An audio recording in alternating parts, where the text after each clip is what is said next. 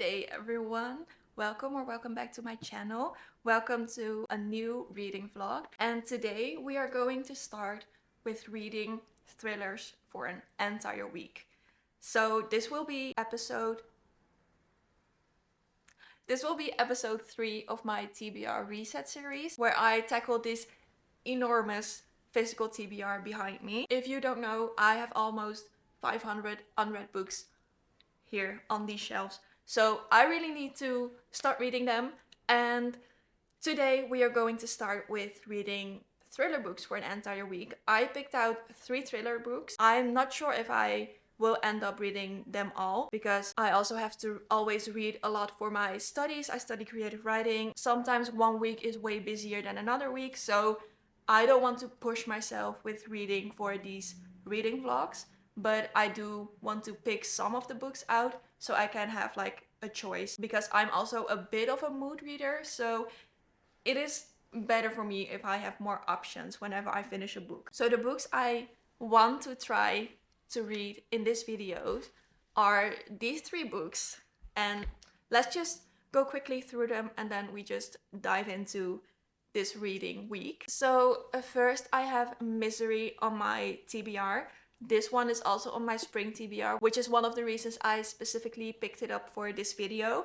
It's my first ever Stephen King novel, and I don't own any of his other works, only his book on writing, but I also haven't read that one. So I am very, very curious about his writing style because he's this big author and he has written so many books, especially in like the horror genre, and I'm not really a fan of that. So maybe I should try that one time in my life, but not now because I will probably not end up liking it. So it feels like a bit of a waste to read a book if you already know you're not gonna like it. But this one I once got as a present, I think, and it really spoke to me because it is about this author who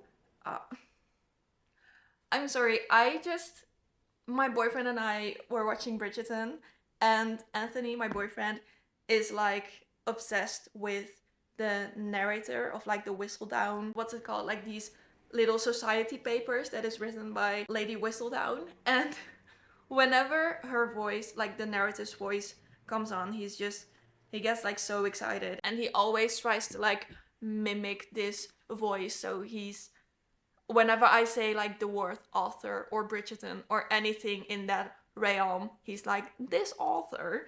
So I can't hear the word author anymore, but that's just something I need to unpack with him and not with you guys. But Misery is about a writer, let's just say a writer, and he is famously known for a series he wrote, but in his latest book he killed off the main character. Then this author gets into a car accident and he gets help from a woman who lives near the site of his accident. So she takes him home and she nourishes him and she cares for him. And then slowly it gets clear that he is like being held hostage and she is his #1 fan, and she wants him to write a new book with her favorite character, the leading character, not dead but alive. She wants him to change the ending, and she won't like give him painkillers or get him help unless he has written that new book.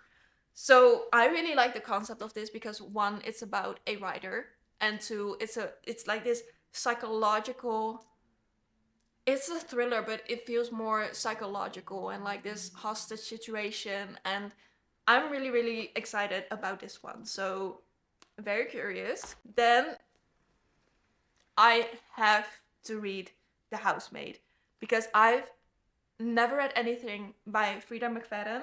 I also did not watch the movie. Maybe I will watch it after this, but I've heard there's like this big plot twist in this book, and I do not want to watch the movie before reading the book. I am very, very... well, the stakes are high, because her books are so popular and they are so well praised, and I am so just excited about reading this one. Maybe I will pick this one up first because I just want to log my brain off and just read a book and sit in the sun and just not think that much like outside of the book. So I think I will pick this one first. But yeah, I actually have no idea what this is about. It's about, well, it's about a housemaid. And I know the movie is like with Sydney Sweeney and Amanda Seyfried, and I love, love, love Amanda Seyfried. So that's all I know actually. And then I also picked The Midnight Hour by Ellie Griffiths. I have never heard anything about this book. I've never seen it anywhere online. I've never heard anyone talk about this one. I also have no idea what it is about, but I once found this book in like this little free library. I don't know, something about it. I just wanted to try it, I guess. Even though I'm not like a big thriller fan, so I'm not really sure what came over me, but I thought maybe it would be fun to try this one also for this video. So I really, really hope I can binge like all 3 books for this video. It is Thursday today, and this weekend, tomorrow, my boyfriend and I are going to my hometown where my family lives, and it's like a 3-hour journey. I can read while we're on the train, but then it's my mother's birthday tomorrow, so once we arrive, I probably will not do that much reading. And then Saturday there is this like birthday celebration for my sister and my mother, because Sunday it is my sister's birthday. So it's like this big birthday weekend, and I'm not sure how much reading I will get done, but I'm just very excited. And I don't know, I don't know why, but I'm just very happy today. And let's just get into the books. Let's just go sit in the sun and read a bit, and I'll see you in my next check-in.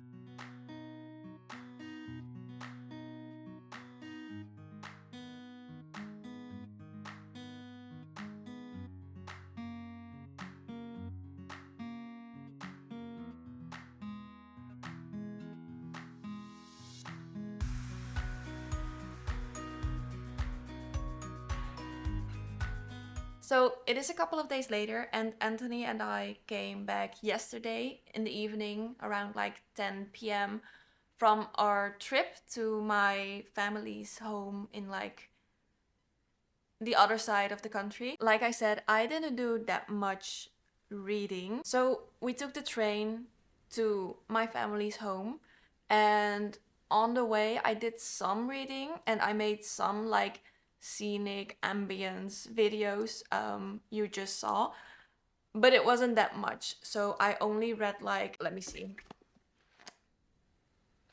6 pages, and I finished The Housemaid. I did some editing on the way, and then we already arrived, and the day that we arrived, it was my mom's birthday, so there were already like family visiting, and I didn't do much reading. And then the next day it was like this big 18 party for my sister's birthday for all her friends, so I also didn't do much reading. I did some editing for my previous video.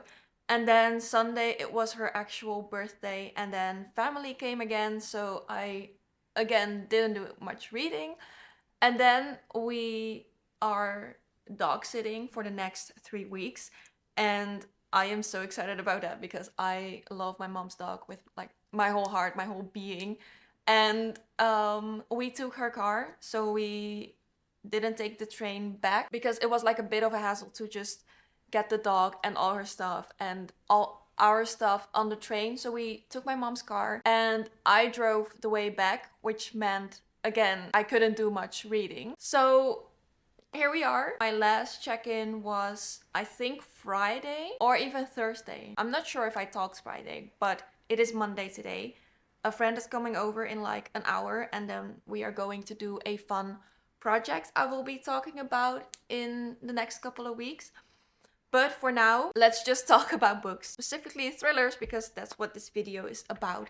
And I finished The Housemaid by Frida McFadden. I ended up giving it 3.75 stars because, well, a 5-star, you really have to do it for me if you want to get a 5-star from me. So it is not a 5-star. And then I liked it better than just an average 3-star book for me. That's like a book I wouldn't really much think about again. I would recommend it, but it would also just slip my mind and I will forget about it and never think about it again. But this one actually, it got me hooked. It was fast paced. It was pretty exciting. I read a lot about there being this one big plot twist. I didn't really feel that plot twist. For me, it was just a okay, that explains it a bit for me. It wasn't really a shocking plot twist kind of situation for me, which kind of was a bummer for me because I thought there would be like this big review or anything like that, and it didn't really happen for me. But I tend to have that a lot with thrillers. Overall, I really, really enjoyed it. I have like the second book in this series because it is a series. The second book is The Housemaid's Secret. I have that on my shelves and I will definitely continue reading this series because it was very, very fun. Like I said, it is fast paced, it is exciting, it has like action. It is not like a murder mystery thriller kind of book. It is very much a psychological situation. I obviously can't tell you much about it because I do not want to explain too much. I think you really have to go blindly into this book for you to really enjoy it. Also, a reason why I didn't give it 4 stars is because the ending, it was just too smooth for me. It was too perfect. It felt like they put this little ribbon around it and it was just too nice. So that is why I ended up giving it 3.75 stars. But I would definitely recommend it, especially it felt really like more like a palate cleanser book. It really felt for like this whole week of reading thrillers, I think this was a very good start because now I'm really in a mood for some thriller, mystery, psychological action books. I finished this one while I was on the train and then I immediately picked up Misery by Stephen King. I have spoken about this before. Just a fast little summary. It is about a writer who writes like best-selling books and then he got famous for like this one character who is like a feature in all of his books he has written over the years. And then he killed off his character, his main character. And to celebrate his newest book, he is like on this trip in the mountains, or I'm not sure, maybe I just made it up, but he's like on a trip and he gets into an accident and then he gets help from his number one fan. But she is also like the biggest fan of his character he just killed off. So she is holding him hostage and demanding that he like writes a new ending, writes a new book with her favorite character. So that is what this book is about. I've read the first 6 pages. I have never read anything by Stephen King, and I really have to maybe get used a little to his writing style. Maybe it's just because this book is a bit older and I'm not sure about his like newer releases, but there are some metaphors he uses. I'm not really a fan of that. So the book opens with the main character being like giving CPR and mouth on mouth, like the breathing thing.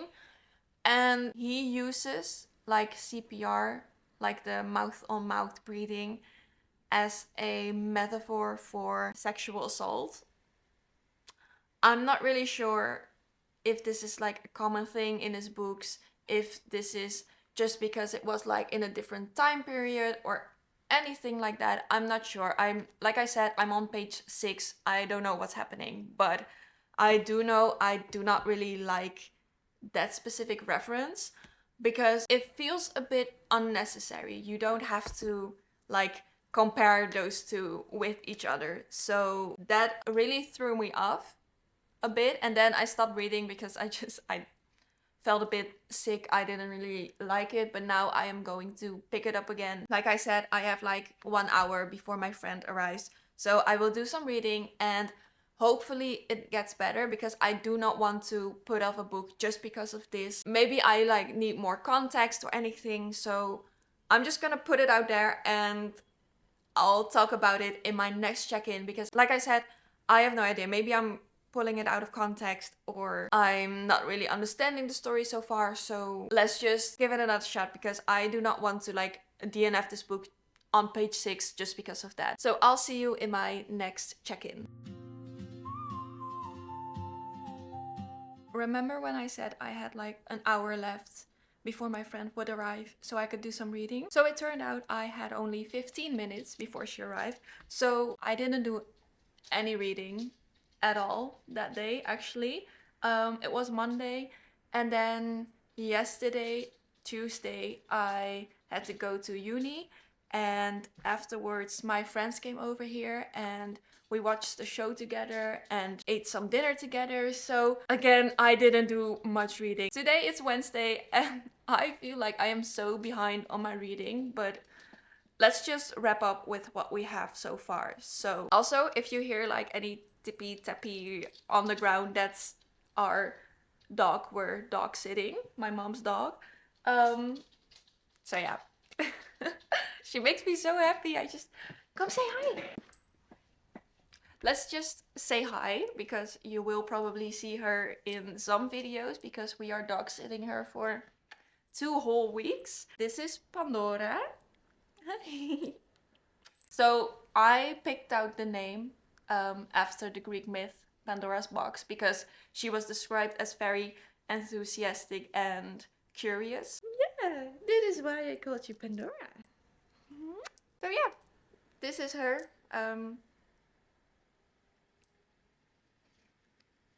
Let's get back into books. I started reading Misery by Stephen King and I did not finish this book. I stopped on page, I think it was like 30 or something.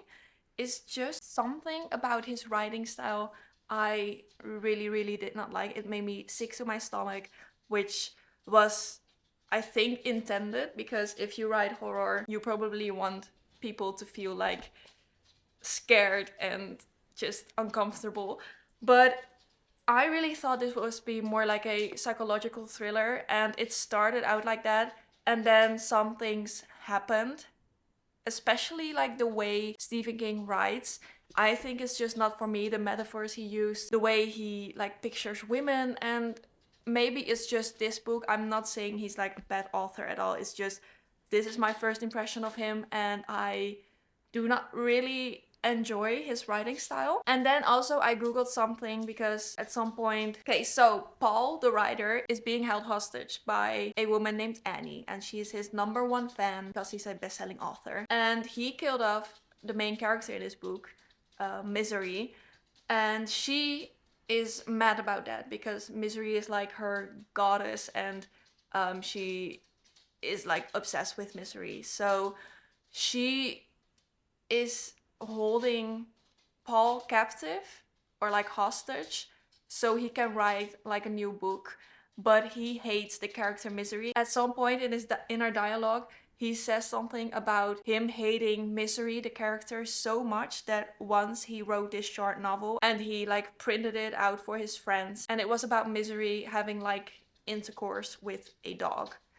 He actually used a word I didn't really understand, so I googled it, and then I found out that later on in the book there's also a lot of torture scenes and it gets way more gory than I thought it would be. And because I was on page 30 and it already like made me sick and creeped me out and I did not really like reading it, so I decided to just quit it because nobody is forcing me to read this book and reading should be something I enjoy. So that is Misery for me. Again, I'm not saying anything like bad about Stephen King, and maybe other books will do it for me. I am doubting that because he is obviously famous for his horror and thriller genre, and I am really not into that. So I will definitely read his book on writing because I have that one on my shelves, but I don't think his thrillers are for me. So then I started reading The Midnight Hour by Ellie Griffiths. This is actually book 6 of a series.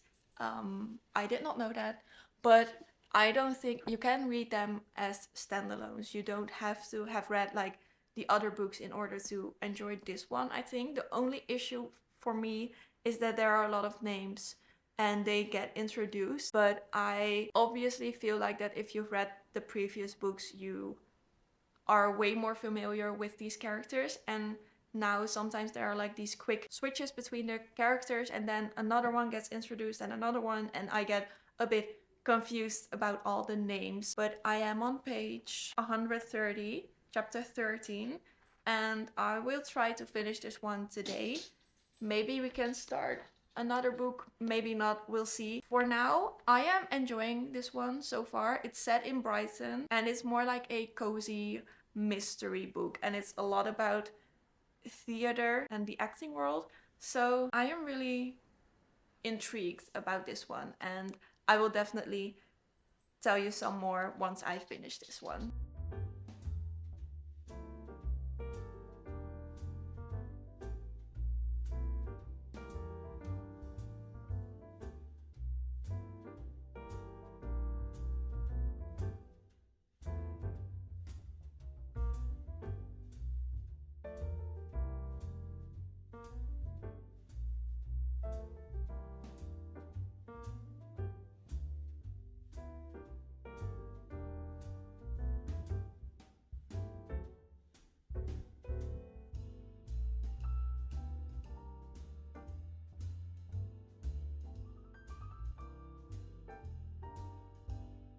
I'm sorry if you can hear my dog. She is like chewing on this stick, and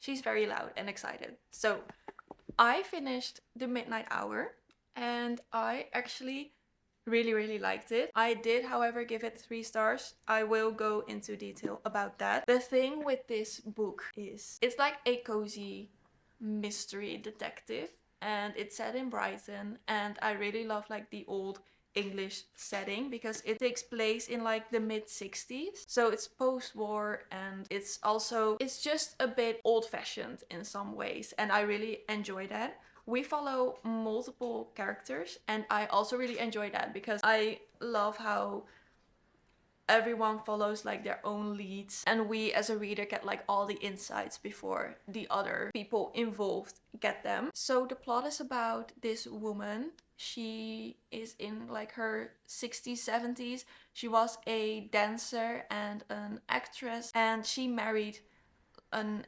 impresario, which is like an owner of theaters and productions, and he was also an actor. The book opens with that he is found dead in his chair, and the police get involved, obviously, because at first they thought it was a heart attack, but then they find out he was poisoned.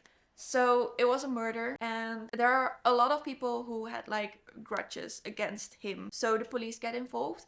And I really like the multiple storylines because the police consists of like the superintendent, which is like the police boss, I think, and then this duo, and the duo is like a middle-aged white older police officer man, obviously, because it's the mid-60s, and then also a woman, and she is young and she is super nervous but also excited because she wanted to be a police officer, but she's also not really taken seriously because she's a woman and it's the mid-60s. So they get involved, but then Verity, the woman, the wife of the man who was murdered, she gets a bit like framed. They had 3 sons, and one of the sons thinks she did it. So she gets help from this private detective duo, and they are both women. That is also why she asked them to help, because she wanted to talk to women only. And the fact with this duo is it's a detective duo. Hi. It's a detective duo, and one of the women is the wife of the superintendent by the police. So we also have like a... Hi. She wants to be included in the video. So, where was I?